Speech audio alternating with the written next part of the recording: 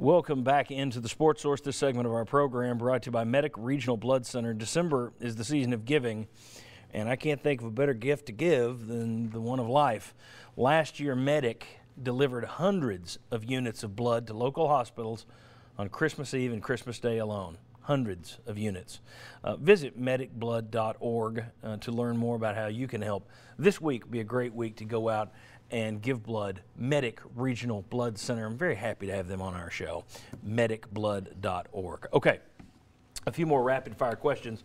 Some football, some basketball. The first one, Bob Shoop, hired as defensive coordinator at Mississippi State. Mike Canales, hired as offensive coordinator at UTEP.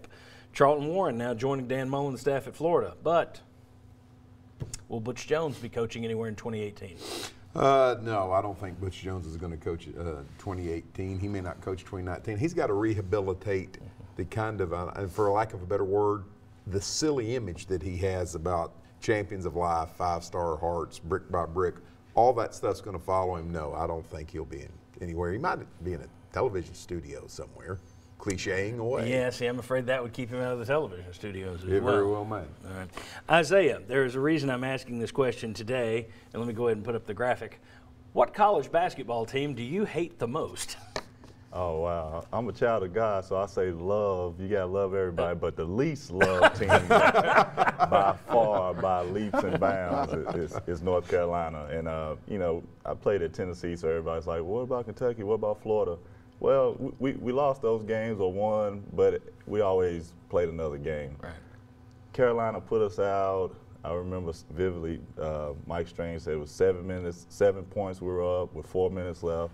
And I believe that's around the time I checked out of the game. And you know, I kind of had to sit on my hands and cheer the rest of the time. And we wound up losing that one. And I tell you, boy, it's still tough to swallow. So easily North Carolina.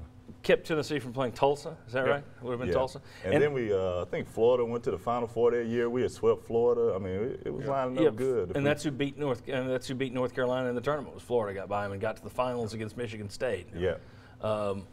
That went back and looked a little bit of video from that game, and the first thing I saw was you getting fouled by Julius Peppers, and that is longtime NFL sack specialist Julius Peppers, who was on that Carolina team.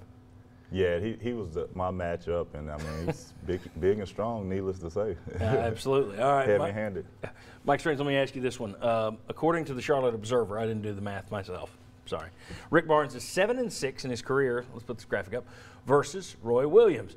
Williams was 4-1 against Barnes when it was Kansas versus Texas. Then when Barnes stayed at Texas and Williams moved to North Carolina, Barnes got the best of him, 6-1. He won 6 out of the 7. And then Williams beat Barnes last year when Barnes moved to Tennessee. But 7-6 all time. Do you take anything away from those records that can be applied to today's game, Mike Strange?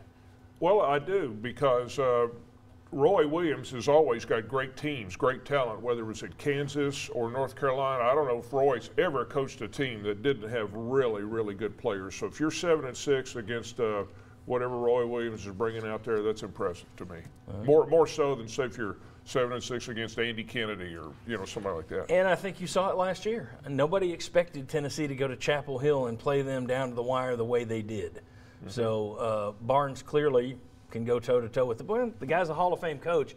He's taken a lot of grief because it's taken him some time to get it going here, but he's going straight into the Hall of Fame as soon as he hangs it up.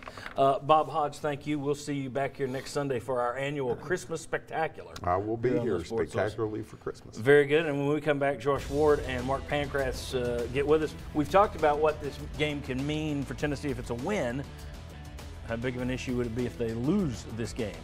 What damage would that do? Also, what can we take away from last year's game and apply to this year's game? How much of that matters? Come on back on the Sports Source.